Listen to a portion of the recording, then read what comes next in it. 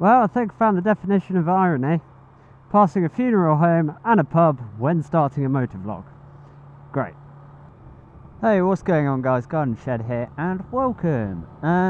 So today is my first motovlog. I will apologise already for if there's too much wind noise. The reason is I'm waiting for a larger windsock for my microphone to come, but it's a nice sunny evening and I thought I'd have a crack at it.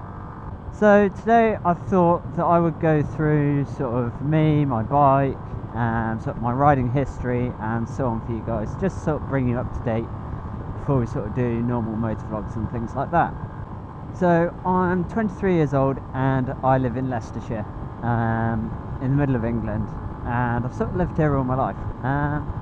But yeah, so I've been riding since May this year, and I figured that it's something I've always wanted to do in life, and if I didn't do it now, then I would never do it. Simple as that. So, oh, there we go.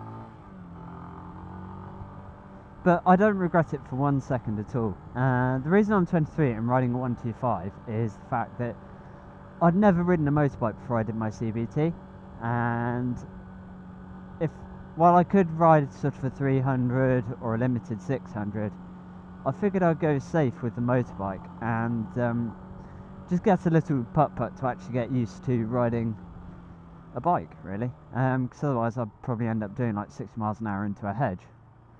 Although that did almost happen when I came up to my first S-bend. And in your CBT we're sort of pootling around slow speed and stuff like that. And I got around the first bend no problem, then thought, oh god, I don't know how to get it the other way. So yeah, that was sort of a mild bit of panic for my first corner. But yeah, I've absolutely loved this bike. It's been fantastic. So today is sort of a little exploration day. I know roughly where I'm going. Sorry, exploration, not explanation. I know roughly where I want to go, but just sort of scouting new roads to ride my motorbike along. So I've sort of driven all these roads in a car and I have absolutely no idea what they're like on a bike. Some roads you go on are really good fun in a car, but then you ride a motorbike along them and you realise they're a lot more bumpy than you thought they were, or they turn out to be a lot more fun. There's a road near where my grandparents live that's absolutely horrible to drive along in a car, but it's so much fun on a little bike. It wouldn't be fun on a big one, but it is fun on my little 125. So yeah, my bike is a 2015 Zontes Panther, and it's the first and only bike I've ever bought, and I absolutely love it. It's brilliant. The reason I bought it rather than a Honda or a Yamaha is because of the price. It was, I think, £1,300 on the road, obviously not including insurance and stuff like that. But it's absolutely cracking. It's really chuckable. It's never let me down mechanically. The only one fault I had was an indicator stalk that sort of went a bit awry and stopped working. And I just took it straight to the dealers and they fixed it straight away, which was great. But yeah, really, really pleased with it. It's not the quickest bike. It's definitely not the quickest 125. But it is really good fun for just tootling around on a sunny evening. Yes, I do want a bigger bike and I will get one. But for now, this is absolutely fine with me. Like I said, it really isn't quick. Claimed top speed is 65. I can get about 63 on a flat.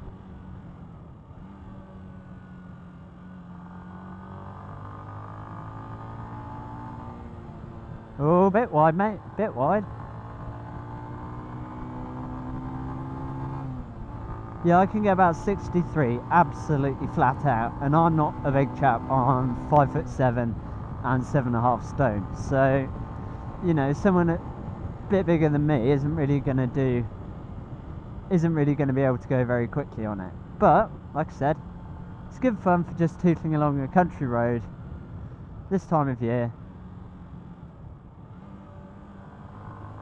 Like I said, I'm taking these corners very slowly. The reason is I don't know what the road's like on a bike. I know what it's like in a car.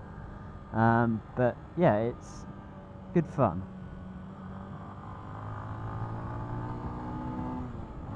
So I'll show you what it's like top speed wise along here. So that's 50. And it doesn't matter whether I tuck because of, well, my size. Go for a tuck, and it's in, nothing. That's 60, so realistically we're probably doing about 55, unless the speedo's really far out. But yeah, like I said, it's absolute hoot. I really love riding it, and it's just nice to get out and about. The sense of freedom that a motorbike gives you is so much greater than you get when you sort of pass your car driving test. Now, most people tend to scan a route before they go and do a motovlog, but do you know what? Like I said, it's a nice evening, we'll just go for it. And that's the Haringworth Viaduct, it goes for miles.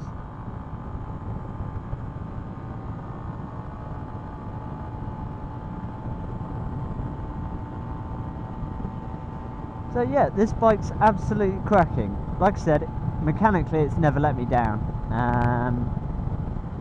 There are one or two niggles I do have, but that comes with sort of a cheap engineering and a cheap bike. If it was top-notch build quality, then there wouldn't be a problem with it. So a couple of things is, I lost one of the studs off the petrol tank, that just sort of fell off. And I lost the stud sort of that stops the water going in the wing mirror. I'm thinking wing mirrors, the mirrors are alright, size-wise. The only problem is they vibrate like mad. So if you're doing quite a reasonable speed, you can see vague outlines, but you wouldn't be able to tell if it's a car or a bike behind you. I'm so lucky to live in this part of the world. It's just awesome.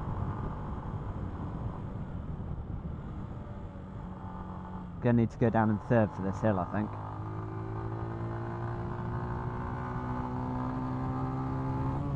See, just look at where we've come from.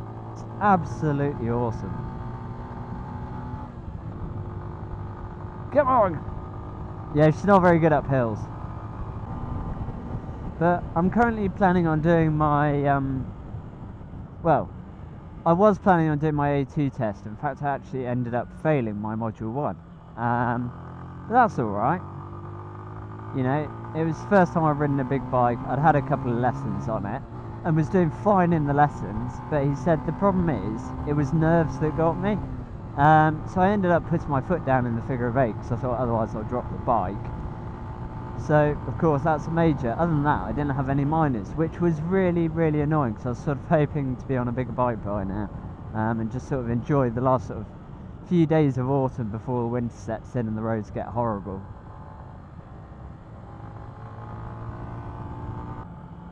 So this is the bit of the journey that I really don't have a clue about, and I sort of know the vague direction I'm heading, but other than that, not a clue.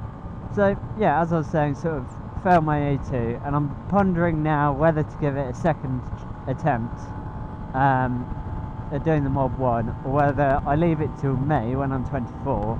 I can just do my A unlimited license, but you never know with these things, do you?